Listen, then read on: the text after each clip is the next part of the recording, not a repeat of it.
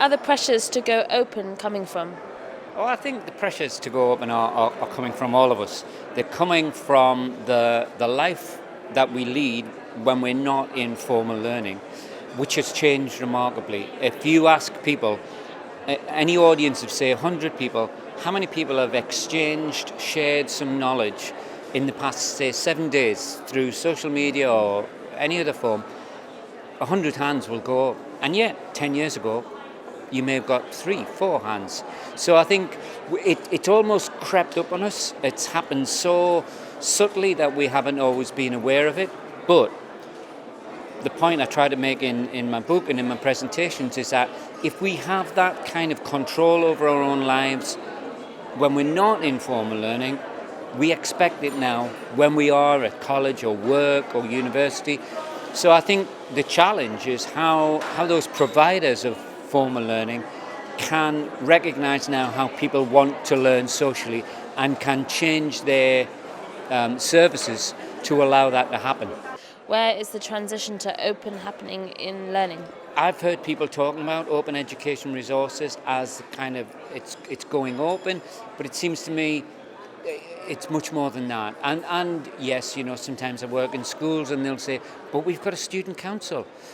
But again, they are fairly token gestures.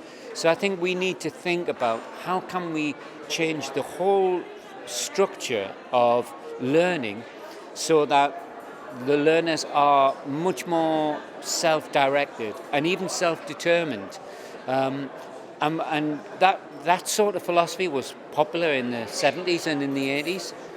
But I think I can feel that it's making a comeback, and people are recognizing that in an era where we can learn wherever we like. You talk about people-powered innovation. Can innovation and innovativeness be taught in schools, and can we learn it?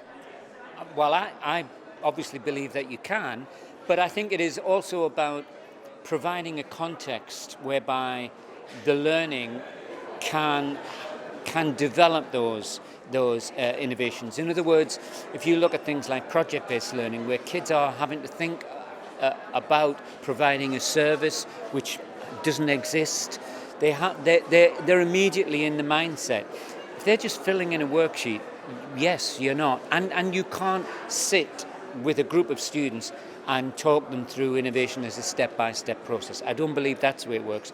But I do believe, having had a performing arts background myself, that the arts have kind of developed innovation for years, decades, because it's all about the project. It's all about making the learning real. How would you describe in one sentence your experience of OEB this year? This is my first time here. It's been fantastic. There's a real buzz about the place. I've met so many people in the last couple of days who seem to think, oh, is it worth it? Am I doing the right thing? And that's what's great about conferences like this. You come here, you're with like-minded people, and you think, yeah, it is worth it. And they go back, you can tell they're already energized, and they're going to go back further energized. So that's great.